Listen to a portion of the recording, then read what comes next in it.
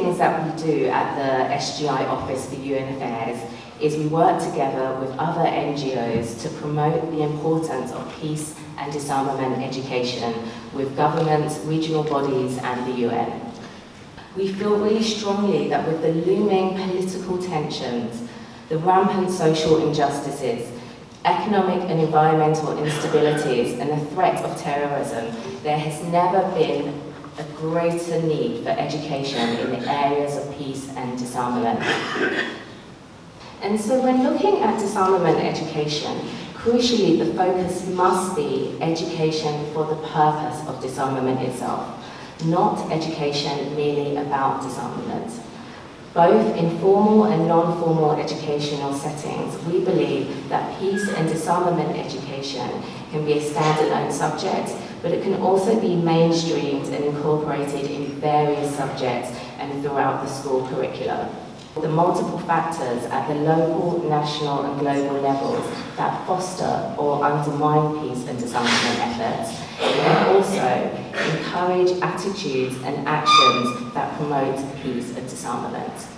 In the field of nuclear disarmament, SGI has a long history of producing non-formal educational tools and organising grassroots awareness-raising activities and events. As I mentioned, my office focuses its work at the UN, and in this regard, we have been promoting peace and disarmament education within the context of nuclear disarmament with government officials and key UN agencies. An example of this was last year during the negotiations for the Treaty on the Prohibition of Nuclear Weapons.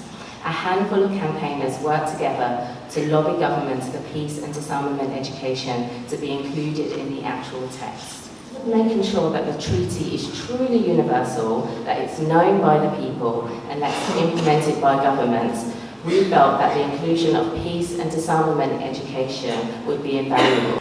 Since we felt so strongly about this, is if you look back at before the treaty was even negotiated, civil society, and most notably ICAN, worked hard to raise the understanding among decision makers, military personnel, and the general public of the inhumane nature of nuclear weapons.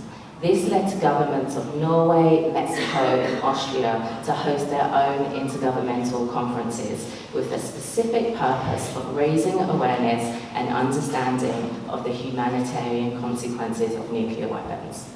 So in this sense, learning and education was already central to the treaty before its very beginnings. So we understood that getting the treaty negotiated was one struggle. Another is to generate the broad-based public opinion in support of the final treaty so that governments will both sign and implement it. Having peace and disarmament education written into the text would obligate governments to conduct their own peace and disarmament education activities, and in doing so, help spread these new norms. So I'm really pleased to say that after several different versions of the treaty on the prohibition of nuclear weapons, the third draft, and now in the final treaty itself, peace and disarmament education features in the preambular paragraph. But the treaty is also going to have important practical impacts as well. And one of them is what Hayley already very well put out. The peace and disarmament education. And I have to say congratulations to you and your team for getting that into the treaty. Having followed the negotiations, I know how extremely difficult it was to get anything in that treaty, especially with 122 governments trying to negotiate. So congratulations. The experience is that states really do care about these norms. A lot of people like to dismiss international law and say, well, you know, the United States is never going to care about, Russia is never going to care about that. But what we see in practice is actually the opposite. And we have a good example of that from one of our sister campaigns, which is the international campaign to ban landmines. Their treaty, the Treaty to Prohibit Landmines, which was adopted in the 90s, was also opposed by the main possessors, the main users of these weapons. But what we've seen now, 20 years on, is that those states, the greatest perpetrators of those weapons, have now also stopped using them. And there's a clear line against using landmines. Why is this not possible for nuclear weapons? The crucial lessons I learned from peace and disarmament education that really still stay with me is this interconnectedness. The struggle for nuclear abolition is also a struggle against injustice, intolerance, xenophobia, and patriarchy. It's about overcoming the desire to destroy others who look differently or think differently to us, and who we deem as a threat. So the struggle for nuclear abolition is ultimately a commitment to and a belief in our shared humanity.